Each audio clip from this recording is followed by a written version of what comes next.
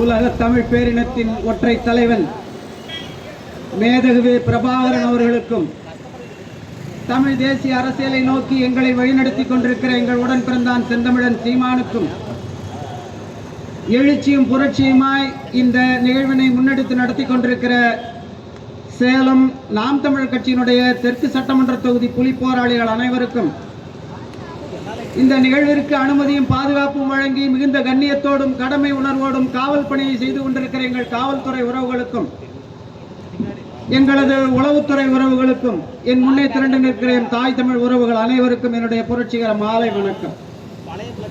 அன்பார்ந்த சொந்தங்களே, இந்த உலகத்தில் எந்த பாம்புக்குமே தனக்குன்னு ஒரு புற்று கட்ட தெரியாது, ராஜநாகத்தை தவிர.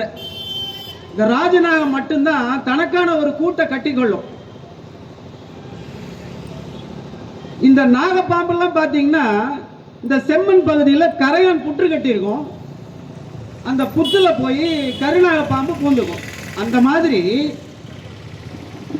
1964-65 ஆண்டுல ஐயா பக்தவச்சலம் முதல்வராக இருக்கும்போது மத்திய அரசாங்கம் தமிழ்நாட்டில் இந்தி படித்தே தீர வேண்டும்னு மாணவர்களுக்கு ஒரு கட்டாய சட்டம் போடுறாங்க. அந்த சட்டத்தை எதிர்த்து கல்லூரியில் பள்ளிகளில் படிக்கிற மாணவர்கள் தன்னெழுச்சியாக ஒரு போராட்டம் நடத்துறாங்க. அந்த போராட்டத்தில் கலந்து கொண்டவர்கள் தான் பின்னாளில் திமுக தலைவர்களாக அறியப்படுறாங்க. ஐயா மறைந்து விட்ட நம்ம ஐயா காளிமுத்து ஆகட்டும், எல் கணேசன் ஆகட்டும், இப்படி பல்வேறு தலைவர்கள் எல்லாம் அந்த காலத்தில் மாணவர்கள் அவர்கள் எந்த கட்சி அடையாளமும் இல்லை. அன்றைக்கெல்லாம் அவங்க திமுக கிடையாது, சத்தியமா கிடையாது.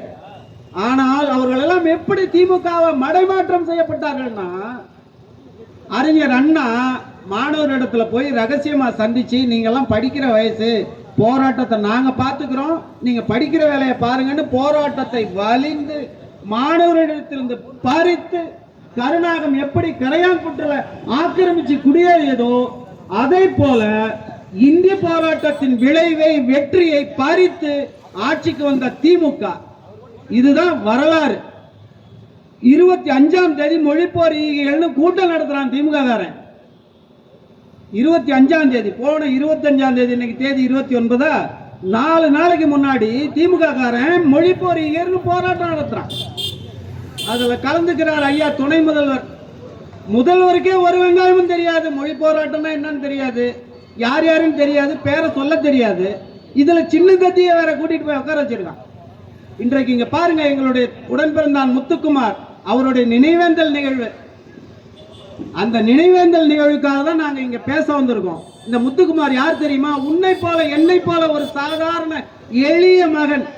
அவனுக்கு என்ன வந்துச்சு? வேர்த்து வடியுது. அவனுக்கு என்ன வேலை வந்தது? எதுக்காக அவன் சாகணும்? நெருப்ப கொட்டிட்டு எதுக்கு சாகணும்?